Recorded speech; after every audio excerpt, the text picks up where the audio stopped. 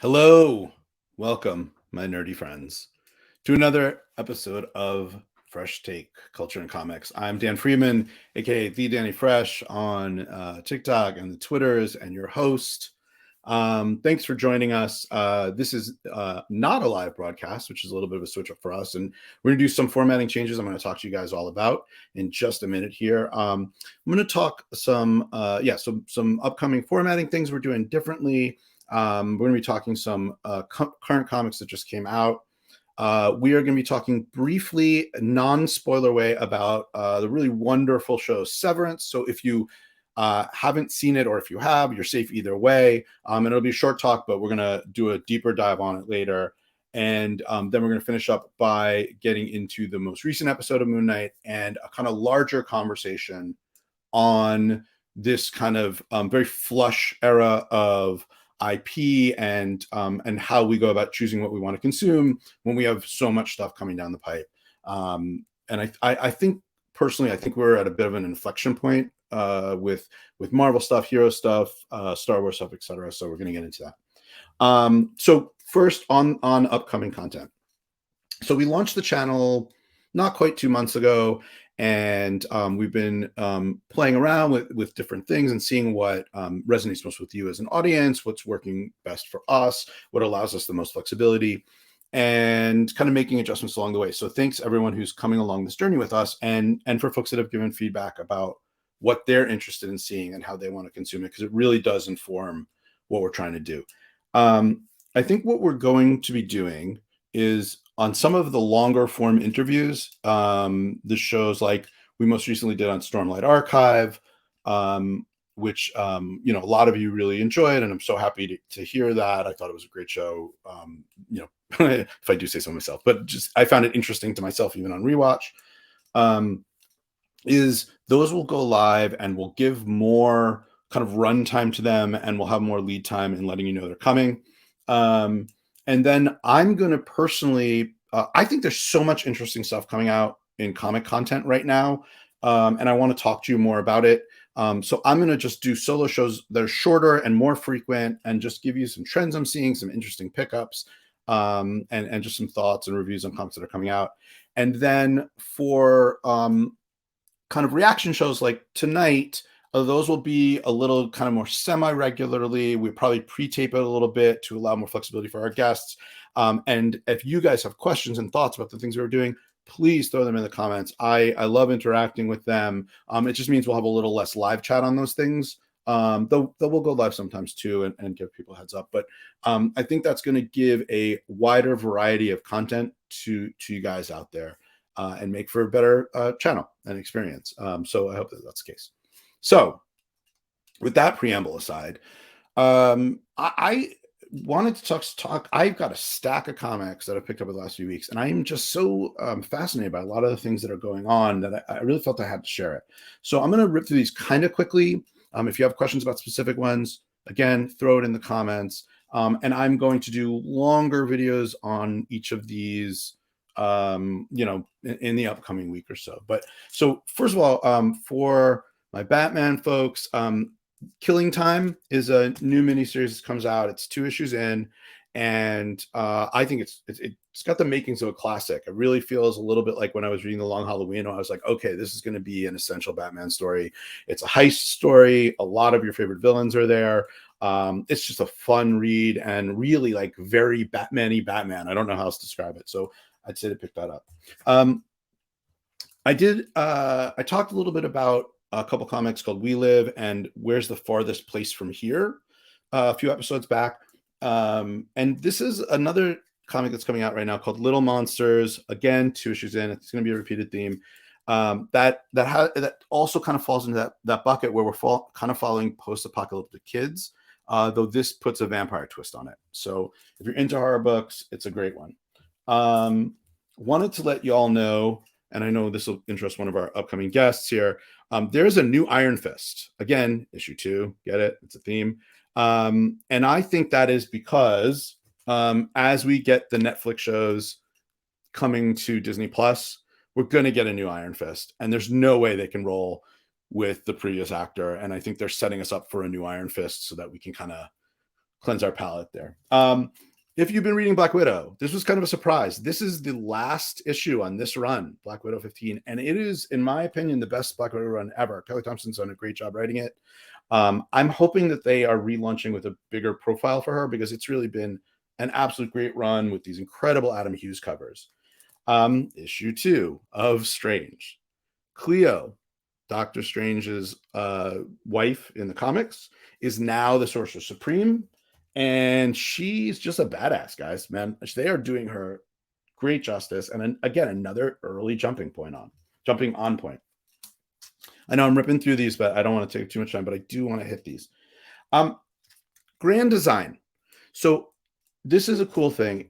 If you have not been familiar with these, the Grand Design is a Marvel line that they've done with a lot of their quintessential characters that essentially do a almost cartoon strip style collection of the chronological history of their, biggest heroes and teams from the start. They've been very critically successful. There's a Grand Design X-Men, a Grand Design Fantastic Four. The Grand Design Hulk just came out. Awesome, because it appeals to both the veteran reader of the comics, and if you haven't read the comic books, it's a wonderful jumping on point. And another thing Marvel does is these reprints that they come out with, facsimile comics, are a great way to pick up. This is the first Hobgoblin. If you were to try to buy this, it'd be hundreds of dollars. This is cover price. Marvel's been releasing a lot of those lately. A great way to catch up and read some classic issues at a fraction of the price. Finally, and I know I'm going rapid fire here. There's more I want to hit, but I'll just do one. We're going to have to do a big X-Men episode coming up. Jonathan Hickman, as many of you may know, did a much needed massive refresh of the X-Men line. I think it's maybe 2 years ago now it started. And I've had some complicated feelings to it. And a lot of that has to do with Hickman's kind of long arcing style, where he has a lot of storylines and you kind of expect them to tie up and then they don't, and then maybe they do later. And but since that has wrapped up, they've now relaunched a lot of the flagship books with awesome teams. And they're all issues 1 now, 1 or 2. And they're fantastic. And I don't think they could have existed without Hickman doing the reset he did. And it's making me re-appreciate the Hickman run significantly more. So they relaunched Marauders. Here's a gorgeous Peach Momoko variant. X-Men Red, where Storm is essentially running Mars. Momoko also did just a killer. Let me see if I can get a picture of that killer Storm variant there. And Immortal X-Men. If you just read Immortal X-Men, X-Men Red, and Marauders, you can get caught up pretty quick to what's going on in the X universe. I'm going to do a whole show on those, but I wanted to quick hit those, give you some things to look for at the shop. You can find almost all these, I think, on the stand still, no problem. And Indies, DC, Marvel, really interesting books coming down the pipe. So that's my comic book a quick hitter for this episode. And with that, I'm going to bring in our first guest. You know him, you love him, Robert Kessler. Thanks for coming back. What's up? Kessler is here. He's going to stay for our Moon Knight discussion, but the main reason he's here, as I dip in and out of focus, is we have both been completely enamored by a new show on Apple TV, Severance. And we are going to do, this is going to be spoiler free. We're just going to hype you up for it. Go see it. We're going to have a near future episode where we'll talk about it in total and talk about the upcoming seasons and what we think might happen. But I don't know, Kessler, I'm going to hand the ball to you. What's your sales pitch on this show? Why should everybody see this? This is one of the best shows, best first seasons, best first season finales. We're not going to get into that, but it's not a spoiler to say that particular episode was one of the tensest 40 minutes of television I've seen probably since Breaking Bad. This was one of my favorite sort of ongoing series launches that I can remember in quite some time. We've had some really great short run shows the past few years. We've had some things, but I mean, this is already 9 episodes of just excellence. The things that I love about it really quick. the story sort of pulled me in really quickly. I've been into sort of 70s paranoia thrillers for the past few years, and that's sort of something that it draws upon. I've been thinking a lot about like tech and technology overreach on our lives, and then the sort of way in which the show melds its themes with its story. The entire show thematically is about like what can we do to become a complete person, and the entire sort of struck plot of the show is these two parts of each of our main characters working against each other and potentially in the future working together to sort of make a better future. So that's my pitch, and I didn't even describe what the show's about, but Yeah. I love it. So the baseline premise just is that there's a company called Lumen that we are not sure exactly what they're doing, but we are told that it is very important work of utmost secrecy. And it is so important and so secret that the employees must have a procedure called a severance where they are separated from their memories of their outside of work life and their inside of work life. So they essentially are living two completely separate adult lives that have no memory of each other. And they are referred to in this very childlike term, and which is brilliant, as innies and outies, right? And the titling of severance and the other thing that severance means and like the corporate landscape is, I'm sure, not an accident. There's a lot of meta commentary on I don't know, capitalist treatise and identity and all. There's these big huge themes, and the beauty of it is you don't have to think about any of that to be totally engrossed. I struggle to think of a show where every single department is getting an A+. The casting is off the charts. Like every actor, every role is pitch perfect. You've got John Turturro. You've got iconic actors. We've got actors in this show that we've seen before giving some of their best performances. So like we have years of history with Adam Scott from Party Down and Parks and Rec, and he's appeared in a bunch of movies. This is his best work by far. 100%. This is something we've never seen, I don't think, Christopher Walken do before. Christopher Walken plays such a tender and exposed and thoughtful. It's work you've never really seen him do, and he's fantastic in it. But like on top of that, though, we've got these actors we're familiar with, but then it fills out the cast with several actors that I had never seen before, and I'm just like blown away by their performances, how good they are. Tramal Tillman, I believe, plays sort of their kind of a bit of an overseer of the people who are working at Lumen. He's Britt hilarious Lowry. He's hilarious and terrifying at the same time. It's so hard to be that. He's fantastic. Zach Cherry, who's been some great sort of comedic relief in a number of things before. You'll remember his excellent, what I thought was going to be an ongoing part on Succession, but turned out to be only one episode where he befriends Roman. He is showing us, he's a comedian who's showing us just like wild depth of range in this show that like everyone is just like firing on all cylinders.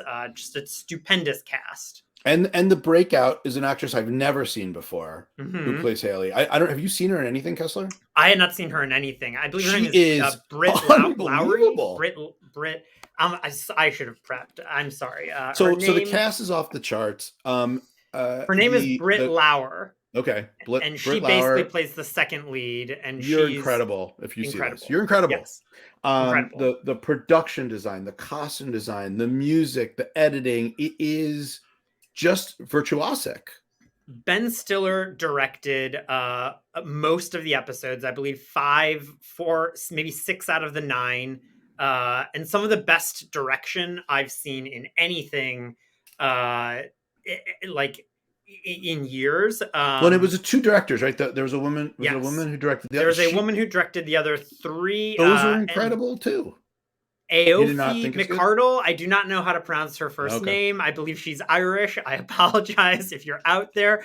Every episode, incredibly well directed. The finale, again, I said already, is one of the tensest.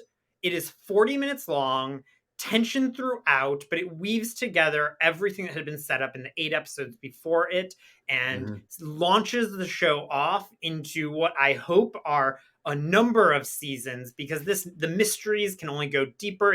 In many ways, it also reminded me of Lost, where there are all these mysteries at play and things that we don't know what they mean, characters who die and didn't die, surprises on who's alive, surprises on what the company is doing, surprises on how it impacts the outside world outside of Lumen. You're bordering on spoiler territory, Kessler. So many things, just so many things to be excited about with this. So one last thing, and then we'll move off this show because we want to get to thing. But we are gonna, if you cannot hear in the unbridled enthusiasm, we're gonna do a deeper dive on this later.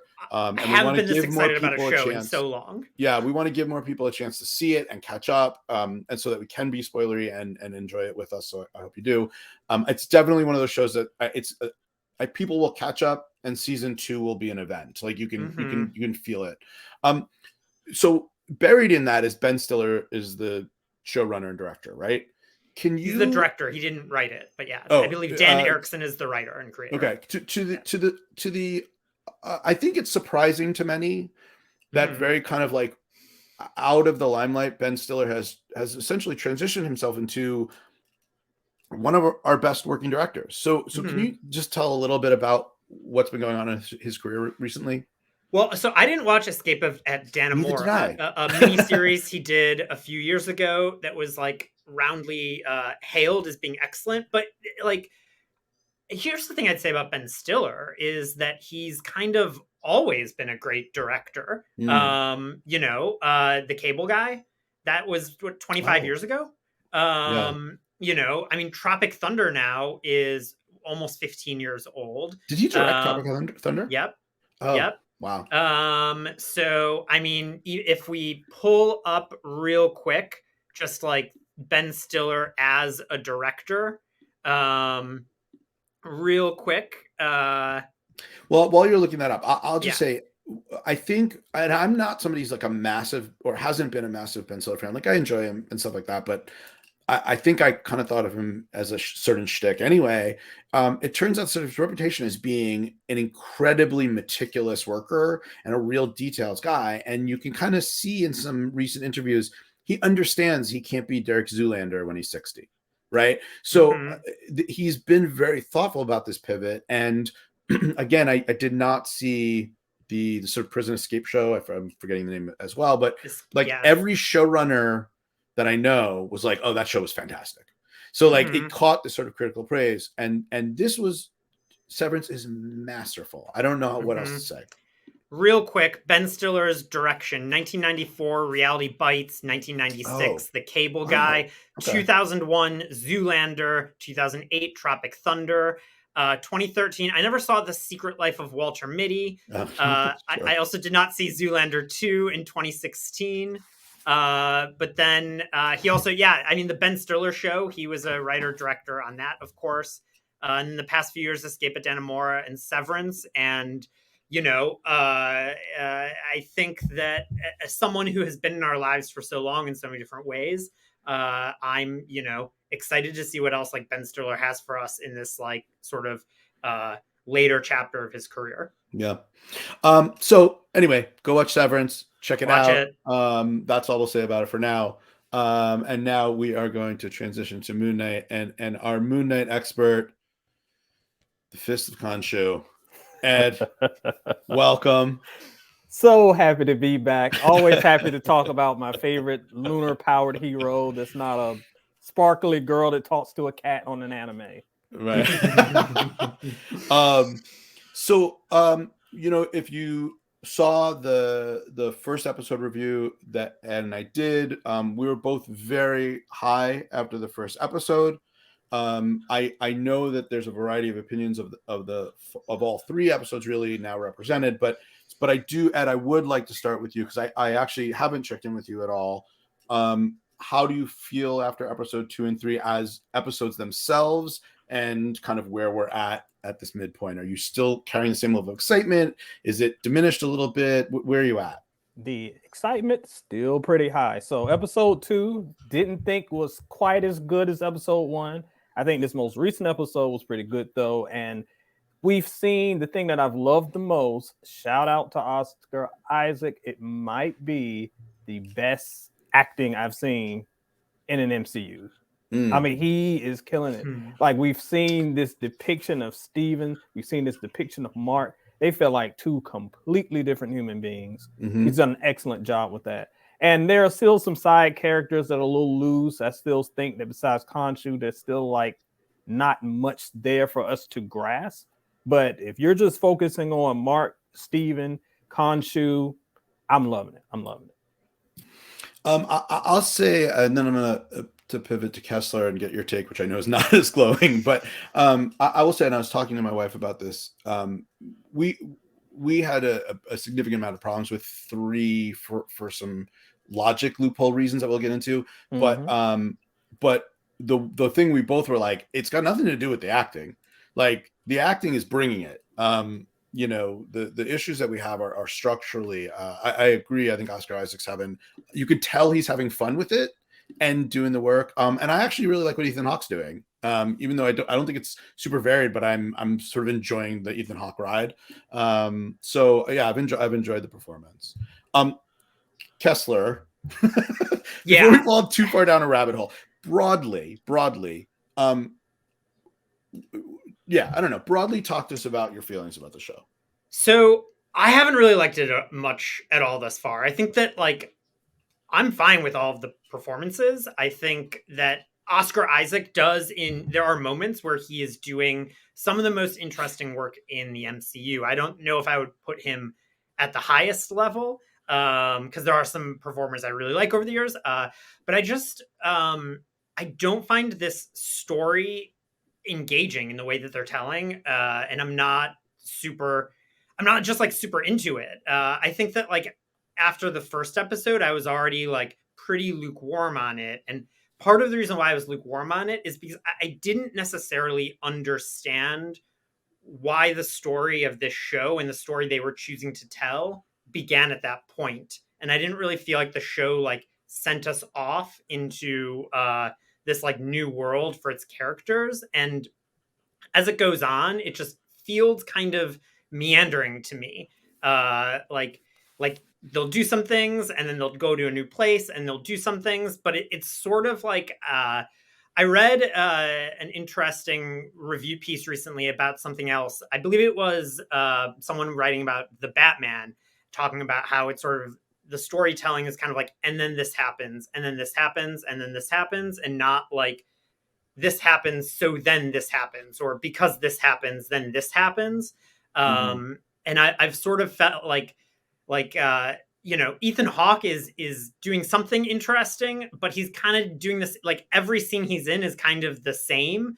It'll be like Mark or Steven will be in a place and then Ethan Hawke will arrive, and he keeps just arriving to places where, like, the conflict here right now is that Mark and Steven are trying to find Ethan Hawke, I guess, and find the tomb that they're trying to right, but he's always there. But Ethan Hawke keeps turning up to wherever they are. So they just like are at a place, and then like multiple times in episode 3, Ethan Hawke just like walks into like a place where they are. And I don't understand why Ethan Hawke needs them at all. Hasn't he already found the tomb? I'm a bit perplexed and because he keeps showing up and the nature of his conversations with Mark and Steven keep kind of being the same. He's like, oh, when I was Khonshu's avatar, it's not like I'm not looking forward to them doing anything, because we've already, like, the first scene of them together was already him judging him, and he's like, oh, I get who you are. And then the second scene of them together, Ethan Hawke's like, this is my plan, this is what I'm going to do. And there hasn't really been any turns sort of from that. There's like pockets of things that are interesting, but like overall, it's not super compelling. Like, it's like, oh wait, well, like when Mark and Layla are driving and he's like, oh, she's like, why did Ethan Hawke suggest that you killed my dad? And he's like, I didn't kill your dad. We'll talk about that later. And it's like, Mhm. okay, so we're going to see them talk about that like 2 episodes from now. Like, we now know that he killed her dad. She basically knows that he killed her dad. Like, why are we like delaying this for 2 episodes from now? Mm. I'll say this because you did bring up something that I wanted to bring up. Mhm. And that's, I love the last time Dan and I talked, I really liked Ethan Hawke's character, Mhm. Arthur. I liked him a lot. But I will admit that this time it's just like he's just kind of there. And his Mhm. the whole thing, how he just always arrives. That last scene when he arrives with the gods and he just like walks around the corner like, hey y'all, I was here. I was hanging out with Mhm. other gods in the back in the green room. It's kind of like, where were you this whole time? So I do Mhm. agree with that. But it's funny that you talk about how like you feel like things are just happening to be happening. Hot take. I know you're gonna be hot. That's how I felt about the first few episodes of Loki. It was just Okay. like stuff is happening. Mhm. And I like the characters, but I'm not invested. And that didn't happen until like episode 4, maybe 5, before I really got pulled in and Mhm. things came together for me. So maybe that's the situation here, but for me, I'm still loving it. Mhm. So a couple thoughts. One, I agree with the sort of like what's Ethan Hawke doing, but I guess my take is like it's just what's written for him. Like I mean, like my Sure. problem is not with Yeah. what he's doing with the performance. My issue Yeah. is what's the scene. So it's interesting. I love Loki, totally love Loki, but I really didn't like one episode that a lot of people love for much the same reason I didn't like episode 3. And I almost wonder, I'm trying to remember now if it was Loki episode 3 that I feel this way about, or if it was either 3 or 4, which is the one where him and his his variant, what's her name? Alfie, what's her name? Anyway, they go Sylvie, thank Sylvie. you. And they're on the other planet and it's ending, and right, that, and it's their long Mhm. kind of almost like romantic with himself, like Yeah. thing. For the same reason, it did feel like kind of wandery, meandery, like what's going on? Why are we doing this? I had I was super hype after the first one. Thought the second one was like uneven, but I was like, okay, they have to move some pieces around. And then it really fell off the rails for me personally in 3 because I just couldn't reconcile the stuff that just didn't make like functional sense. And I think it was because of the order of actions in which they occurred. And Etta, I think if you remember, it's something we both talked about as a theme in the first one is like I felt like I was in good hands. I'm like, okay, I made not every choice of this, but like these are people who know how to craft this and it feels really constructed, and I'm going to trust that experience. And after episode 3, I'm a little like, am I in good hands? Like, how are they going to land this plane? And I'll give you a very like concrete structural thing, which is, okay, so they go to her ex, I don't know, something's rich guy collection sarcophagi thing, which Yes. like had no functional purpose. I mean, like it literally was a scene just created to be a scene. Like it made no sense. And there's our guy, Ethan Hawke, just showing up, like just when they have to catch him. Why did he go there? What does he need there? Right. And but the thing is like, okay, Mark Spector could turn into Moon Knight and solve the whole thing right there and then. He doesn't do it, and you're at the time that he chooses not to put on the suit.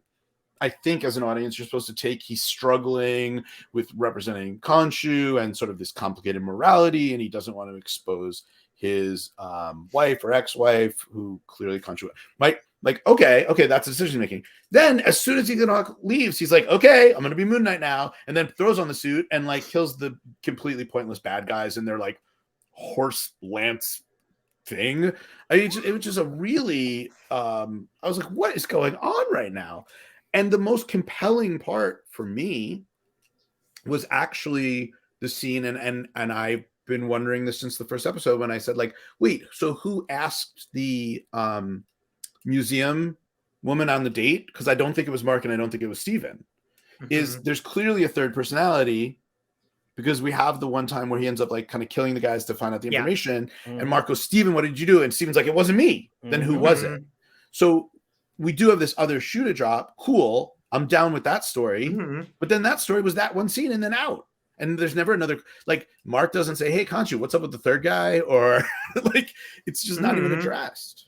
And I do think, to your point, there is a third guy. I think that's coming down the line. And I do wonder if a lot of this stuff does tie up. I mean, we're halfway done. Like, we only have 3 episodes left. There are a lot of loose ends here. But I think there's still time to right that ship and get some of those stories told a little bit tighter, because I knew from jump that Moon Knight was going to be a very, very, very tricky property to get down, especially in this short runtime and establishing a brand new character to this universe. So, as you mentioned, episode 1, I think we can all agree they did that. Right now, it's kind of for some. To me, I'm still with it, but there's still time, in my opinion, to get things a little bit tighter than what we're getting. I think for me, like, something I've struggled with through 3 episodes is, like, it's less to do with sort of the plot and more like how various plot points are deployed in episodes, and like they never really seem to build in a cohesive way to like a climax.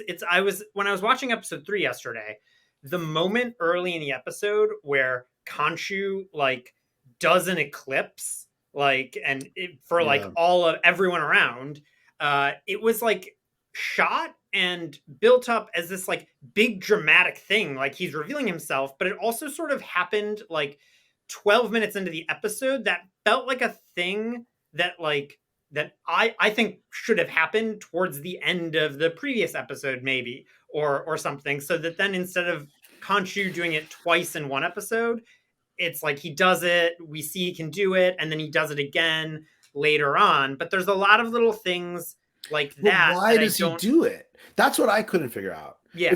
So he's like, well, if I do this, they're going to be really mad at me, but okay, I'll do it. And then he does it, and then there's no plan. Like he isn't. I'd also say, as someone who, my only experience with this character, I did read 6 issues of the Warren Ellis run, or his 6 issues. But I have very little familiarity with this character. And once they're like going to the gods trial thing, whatever's happening there, I was like, I feel like I needed a bit more explanation of all of this. Like, what do these gods mean? Okay, so now there's a bunch of gods and they all have avatars everywhere. What's really happening here? Because it's kind of one thing if there's like if it's one dude, if that is, it's only happening, but now there's a whole plethora of god avatars around the world, and now we have yet another group of entities in the Marvel universe that is, we watch, but we don't intervene. I don't know how many of those we need, but a little more explanation there might have been useful. Kind of side topic. I wonder if this introduction of gods, if this moves into, since this is more the Greek mythical type and not the Asgardian / aliens at this point that they've kind of established. I wonder if we're going to get Hercules and Ares and that whole bunch stemming from that. But your point is sound, because it kind of happened, and it was like, it's like a whole bunch of gods, and is this the gods from Asgard, or who are these? So the show moves really fast. Again, those 6 episodes, that was always the thing that really worried me, because I worried they have to rush some stuff.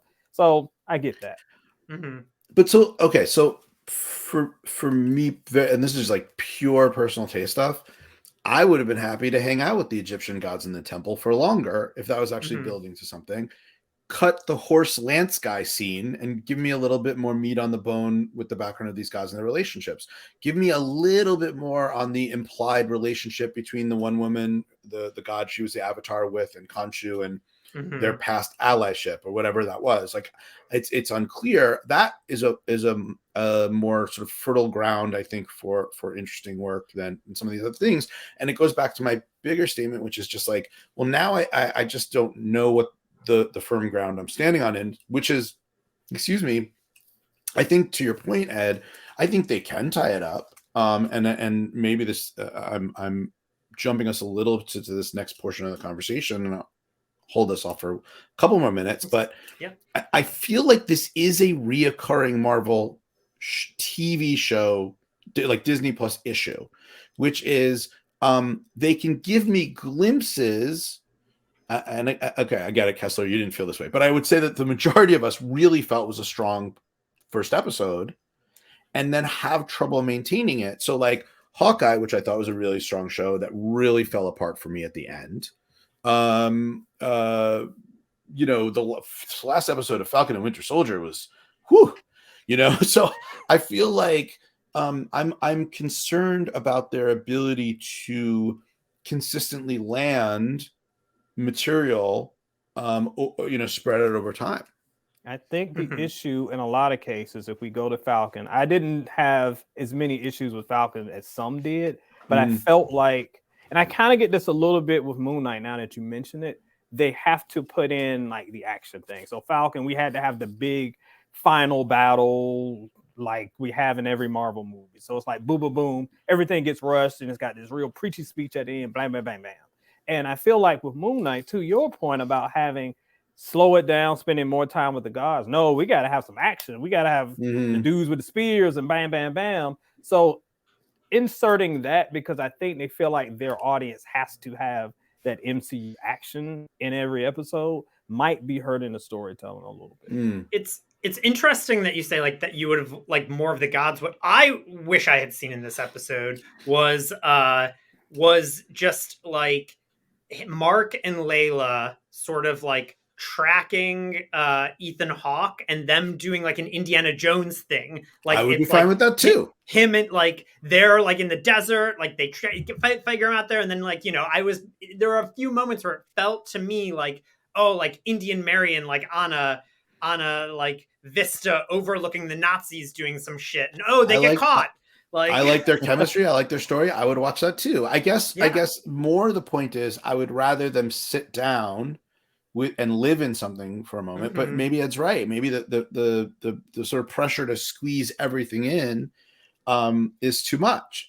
Well, it's interesting to me because like for the most part, the MCU properties that I feel are often the worst ones are the ones that have like too many masters to feed. So they're like, we're going to do this story to set up this thing and introduce this character to set up this thing.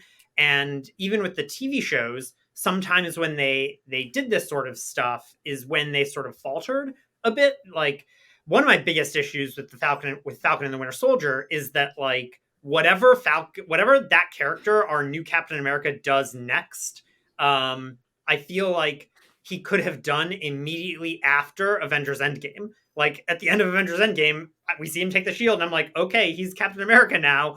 And it's sort of that whole show to me felt like it was existing within a crevice and was just like inessential. Well, whereas, I have a real concrete theory about that, and I'd actually be very curious to hear Ed's take on this. I have a conspiracy theory. I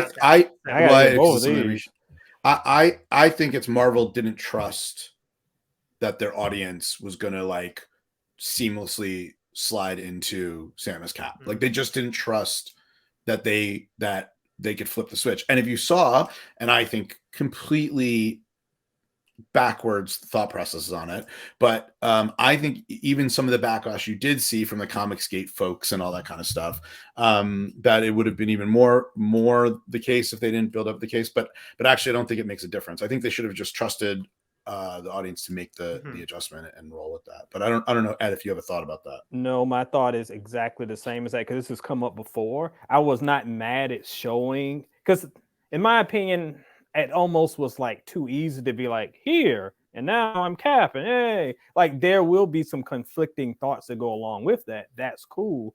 But I do think that the real reason was we have to establish this more to shut up the people whining on Twitter. That will never work because you can never shut up. You can never shut up the people whining on Twitter. But I do think that was a big part of it. Yeah. My conspiracy theory with that show that I did not come up with, but have seen in several corners of the internet, is that the original show they started shooting in the summer of 2019 was about Sam and Bucky trying to stop the Flag Smashers from unleashing a pandemic. Right. And then I heard this. And that they edited out an entire pandemic story, and there's plenty of people have discussed this already, but that sort of checks out as something where the whole show would have made a lot more sense in the initial way it was constructed had they not had to edit out a pandemic. Yeah, sorry. All right. Well, so then I'm going to use this to pivot because I actually think it ties kind of nicely. So here's a fresh take thought. The idea of serving too many masters, the idea of trying to do too much, the idea of kind of the lack of steady, these shows landing consistently, that up until this point, and I guess I'm about to say something a little obvious, but like hang with me. Up until this point, the way we had no good superhero material for like decades, right? And then we got a little bit of it, and then a lot of bit of it, and then it hit like a whole other like caliber, and we were like in it, like in the big thrush of it all, right? And you had that kind of Guardians, Endgame, the Cap films, the Thor finally turned the corner, right? Like everything was like so good, and now we are flush with material, and every cycle we're going to get a new, every few months we're getting a new series. Throw into that the Star Wars stuff, throw into that the independent stuff, throw into that DC stuff, I guess. Throw into that, a lot of it, and then you've got the films, and that I think we've now hit a place of saturation, and I think I refer to it offline as, now we're at the buffet. It's no longer like, can we find this thing or can we find it? Now we've got it all. And the thing is, like, you don't have to eat everything at the buffet. And I think Marvel knows this, and while it may seem a little counterintuitive because they want you watching everything, obviously, well, as long as you're subscribing to Disney Plus, they don't care which one you're subscribing for, right? And I think they're starting to make things a little bit more compartmentalized, a little less connected. Finally, we've got a show that isn't talking about the snap, right? Yes. And which is refreshing as far as I'm concerned. Mm-hmm. That maybe it's time to. I mean, the What If show I kind of fell off, and that was like the first thing I didn't really watch. Mm-hmm. And like, I'll give this another episode, but like, I'm not feeling super compelled. Like, I need to finish it. My kids are digging it, so like, I probably will. But we might be heading to that era where it's fine. You can pick and choose a little bit more. We like, but if I don't see that and I don't know that, and like, yeah, that seems obvious, but I think actually it's probably the healthier thing for the genre in the long term if we aren't all consuming all of it. So if that show's not for you, that's cool. Marvel's cool with that. We should be cool with that, right? And it might allow for Marvel, for Disney, for whoever, and I think this is true on other streaming channels too, to be tighter because they don't have to satisfy as many different people. Thoughts on that, gentlemen? Man, I've got a lot. I could break this down for another hours, but so I'll keep it brief. One thing to keep in mind, of course, we are in the content era, and every streaming platform has to have a million things because they want to keep viewers engaged. We have TikTok mindsets of like, give me something for some seconds and I'm out of here. Music isn't even, songs are now like 2 minutes, 1.5 minutes now. No bridges because they want something quick and simple. And I think this content era is constantly bombarding us to keep us engaged. So it's not going to slow down. We're going to get more and more stuff. But there's pluses and minuses to the Dan named buffet of Marvel, so to speak, the Marvel buffet. I think that the good thing is that we get diversity because for so many years, when you think of comic properties, it's all basically the same style of movie, all same style of show. But just look at the MCU. We got like heist films, political like thrillers, Star Wars homages with Guardians. Everything's a little different, and the best stuff feels different. So I love that you can. I'm going to interrupt you, and I apologize. And if you've seen the Miss Marvel trailer, which I thought looked fantastic, and it's gotten blowback because it looks like a teen drama. So what? So it's a teen drama. That's what it's supposed to be. What's wrong with that? Correct. That's what they're trying to do. Appeal to different audiences by giving different things to go to the buffet table and pick from. However, the one thing that I have seen some pushback on, and I really, really experienced it with the Spider-Man film, is that more casual fans are like, I hear this movie is great, but I can't watch this movie because you have to watch all those Spider-Man and this Spider-Man and all these movies leading up to it. And I just don't have time. I feel left out. And if you think back to the history of comics, that's why we got so many reboots and stuff, which drove me crazy. I can't stand reboots because it's like, there's so many books, people can't keep up. Let's start over, give people a new entry point.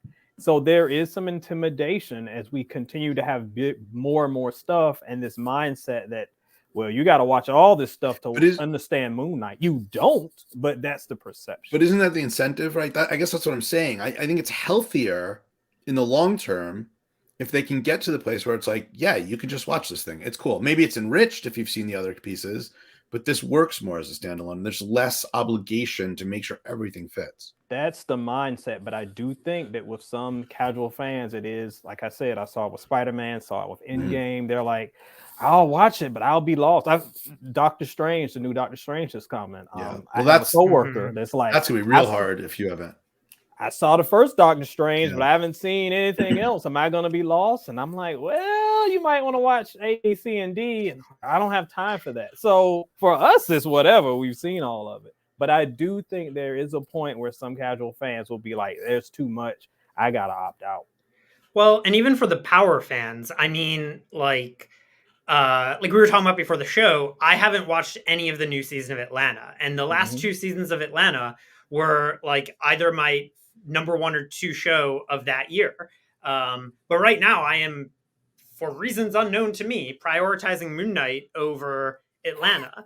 And how long am I going to do that for? We have so much, like, specifically this next few months, there's so many shows. So it's like, I'm behind on Atlanta. I'm watching Winning Time, which I'm quite enjoying on HBO. For those who haven't heard of it, it's the show about the 80s Lakers. John C. Reilly plays Jerry Buss. It's great. Better Call Saul comes back this weekend. Next week, Netflix is going to drop the whole new season of Russian Doll. That was my favorite show the last season it aired. We'll definitely be talking Russian Doll. Later this month, Barry comes back. That was one of my favorite shows of the year in its first 2 seasons. Hacks, my favorite show of last year, they just announced is coming back in less than a month. And this is not even to begin to talk about, like, shows that are just going to fall deeper down my list that I really enjoyed. The first season of Starstruck, that had a second season that dropped that I haven't seen any of yet. Taika Waititi's got like a pirate comedy on that I haven't even been able to make room for, which is crazy. People seem to be loving Our Flag Means Death. Yeah. That's the pirate comedy with Taika Waititi. I don't know how Taika Waititi has enough time to do all this shit. I don't have enough time to watch everything Taika Waititi does. So there's just so much stuff. And at what point are some of these Marvel or Star Wars shows? I know Dan, we want to going to fall by the wayside. But like then you also find gems. Like I have not been like a DC universe person very much the past 5 to 10 years. Everyone saw our long discussion on the Batman, but I did actually watch all of Peacemaker earlier this year, and I quite enjoyed it. And people seem to like that. For my measure, like I did see the Suicide Squad movie that James Gunn had made. I had not seen the David Ayer Suicide Squad movie, but all of it kind of made sense to me. And I have not seen Justice League. I have not seen any of the other. I haven't seen Aquaman. But like, I quite enjoyed Peacemaker. But I guess the sentence that there's so much more content coming, we know this. The challenge of the interconnectivity, the effective bandwidth. I guess what I'm saying is Kevin Feige and crew, whatever your range of opinions of them are, they're no dummies, right? I mean, they've pulled off some pretty impressive feats of mass coordination here and some both incredible sort of like flexibility in planning while still planning that I can remember. Which I from my producerial background really respects that. So while it may seem a little counterintuitive, I guess what I'm saying is the right business decision And are they possibly starting to indicate to us a little bit more that you don't have to watch all of it? Like, yes, you're going to need to watch everything to know Multiverse of Madness. Like, there's going to be Endgame. There's going to be Multiverse. There's going to be some like temples that pull all the different threads together. But are you going to have to watch Moon Knight and Miss Marvel with equal attention to appreciate, Ironheart and the Marvels? We might be moving to a place where that separates a little bit, and that's actually for the long-term health of the genre, because otherwise it becomes the homework assignment. And even for those of us that love devouring the content, if we're starting to enter that phase, if we're starting to enter like, oh, I guess I got to see that, that is that's tricky, I think. Oh, no doubt. Because I mean, I look no further than my DVR, because there are about 84 episodes of The Walking Dead on it. And I'm like, and The Flash, the DC show. And I'm just like, I have to keep watching, even though I don't like it anymore, because I'm invested. And then when it becomes a chore, most fans aren't as dedicated as I am. I'm a glutton for punishment. I have to see a story through no matter how bad it gets. Most people aren't going to do that. So number one, it's on them to have more engaging content, to bring in new fans as this stuff gets older. The ages shift. That's why we got to have a young teen show that's going to be the Marvels. We got to have a She-Hulk courtroom drama. I don't know what that's going to be, but we're going to get more of that. And I do think female lawyer. that's She-Hulk's single female lawyer. but that's why we're going to get horror content, I think. I mean, Yes. it'll still be Disney Plus, but you know what I mean? That okay, well, the kids that were 9 are now 19. Like, what do they want to watch? Yes, and it's so you're going to get some of that stuff. But not only does it have to appeal, but it has to be good enough that we can keep the characters invested. So I'm sure if someone skipped Moon Knight and Moon Knight's first appearance was the Secret Wars, like you would still be like, this is a cool dude. I can go back and watch his series. I don't have to watch everything now. So I think we're going to get to that point, because if not, you're going to be overwhelmed. Right.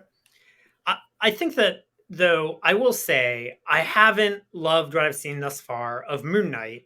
It does not feel like a chore. The Book of Boba Fett felt like a chore. Oof. And, I had to tap out. I literally tapped out. I was done. I couldn't make it. Yeah. There. So this does not feel like y'all. No. We are card-carrying members of We Hated That Show. No. We'll talk about that later. And, to compare Marvel to Star Wars, I think that something that Star Wars has made like a cognizant choice with their shows to sort of dive deeper into the Star Wars universe, to things that, like, I mean, the Book of Boba Fett, like, things happened in that show that were completely indecipherable to me. And I'm a person that it sees myself as a huge Star Wars fan, has seen every Star Wars movie in theaters since I was old enough to, and watched all of The Mandalorian and all of the Book of Boba Fett. And I had no fucking idea who this bounty hunter dude was, and who, like, things are happening now where people are like, well, you're not a real Star Wars fan if you didn't watch the animated shows. And I'm just like, well, I'm not going to do that. But right. See, so here, I guess that touches exactly on what I want to say. I guess what I'm saying is, because clearly all of you out there in YouTube land and Facebook land and wherever you're watching this needed my permission. But I guess what I'm saying is I'm giving you your permission to walk away from any particular series if it's not engaging to you. And that we have to make a switch, because it used to be that we didn't see Star Wars for decades. We didn't see Marvel for decades. Now we have it in abundance. And so we have to switch sort of the scarcity mindset to the abundance mindset in the way we consume. And so, like, healthy dietary options for what we put in ourselves. Let's be conscientious of what we're choosing to watch. And I think I started a pop culture and comic book channel. I love this stuff. I still think that if you're not enjoying yourself, why do it? And I think it's fine if we know people who loved Book of Boba Fett, right? We do. It wasn't me, and that's cool. Let them love it. Great. That should be fine. And it should also be fine if you're like, that ain't for me, and you tap out. And if the next and I'm sure I will tune into Obi-Wan. I'll give that a run too. And I hope it does capture me because I'm really interested in that more. And maybe that's a reflection of my age. I intend to watch Obi-Wan. I loved his performance in those movies. He is like the only thing that was good about those movies. It's probably my favorite thing from those movies. I agree. But I'm not confident that show's going to be good. No, and they got to earn that. Like anything else, got to earn that. And I guess that's all I'm saying is, but like Miss Marvel, I guess one of the most toxic traits in comic book fandom and in hyper fandom is people who shit on content because it's not presented the way they envision the character or to their thing. And I wonder if it's just as toxic, even in a more casual way, for us to be like, well, that show didn't deliver for me. Well, okay, then that's okay, you know? And listen, if enough of it's not delivering that we're not subscribing and we fall off, well, okay, that's their death spiral. But I guess I might argue that not everything feeling like it's made for everyone is actually in the long run a positive. I agree, because as I've said before, I may be the only dude on this channel, Dan, that is not in love with the Loki show. Everyone else seems to love it, and that's cool. Meanwhile, you know, I'm watching The Flash like this with one eye because I'm like, I gotta finish it. The lesson is don't be like me. If you don't like it, turn it off. Don't be a glutton for punishment. Your time is precious. Everything is for everybody. Yes, I need to do better about my time. Yeah, I have gotten better about stopping watching shows that I wasn't enjoying. Even earlier this year, the After Party on Apple TV was not for me. Some people loved it, didn't get me in. But some of these shows I will come back to because I enjoy the conversation and enjoy being a part of the discourse. A part of me is really glad that I watched all of the Book of Boba Fett, a show I found to be objectively terrible, because then I can sit here and tell you all and anyone watching this video that I watched all of the Book of Boba Fett and I think it's terrible and I think everyone is wrong for thinking that it's good.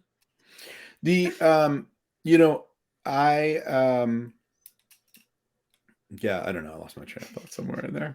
But yeah, no, the ability to walk away from something is an important thing. And the reality, I remember what I was going to say. You know, so in the comic collecting community, there are collectors, there are readers, etc., and then there's speculators. And speculators essentially are people, you know, we're predicting that certain characters or certain storylines are going to develop in a certain way, and you go hard in on certain books, and sometimes you swing and miss, and sometimes you don't run, but that's how you can kind of make quick pops of money and flip those books and turn them into like big holy grail books that you've been trying to add to your collection forever. It's a kind of way to work that, right? And it's loaded with a lot of positive and negative connotations. But something I often tell people that are getting into the speculator game, the FOMO on speculation stuff is super intense. And something I always say is like, I promise you, if you miss that moment, don't go chasing it. There will be the next thing to speculate on in the turn of a page. And I guess that's what I'm now saying about the glut of content that's coming down to us. If you're not enjoying something, it's okay. You don't have to feel like you're going to miss out on the water cooler conversation. The next show is like literally weeks away. So it's all good. Unless the show we're talking about is Severance. Unless it's Severance, and then if you don't watch it, everyone should be watching it because season 2 is going to be the most talked about thing. I really think it is. By the way, it's going to be like a Succession level rise in the pop culture consciousness. Yeah. The two most important things I learned from this episode: I need to watch Severance, and there's a Zoolander 2. Can I go back to that? I don't know if I knew that. Yeah. I never saw it, but I remember the billboards for it. I was totally in a coma. I had Thank you. No, you know what? I appreciate you being honest about that because I had that same thought and I didn't say anything. I believe Zoolander 2 came out in like November or December of 2016. So everyone was in a coma. Yeah. Everyone was thinking about was how the Cubs had just won the World Series. Oh yeah. Okay. That's the only thing on anyone's mind. My brain was somewhere else. Yeah. For sure. All right, gentlemen. Well, thank you for this thoughtful conversation. For the audience that stuck with us, I appreciate you guys. I hope you are going to enjoy kind of the variety of content we're coming out. Throw your questions and comments down there. I will interact with them. If you a little spicy something, if you stayed this long. So I am going to be doing one of the Comics 101 episodes coming up soon where we kind of give some basic building blocks, and we're going to do it on grading and getting your comics labbed. That has been probably the most requested topic. And as a little surprise treat, I'm in talks right now with one of the grading companies to actually have one of their reps on the show. And they can answer your questions very directly about submitting books, getting them graded, what they factor, whatever your questions are. So that should be really fun. And I will talk about that as soon as I can share the details. So thanks, guests. Thanks, audience. I'll see you guys later. See you later.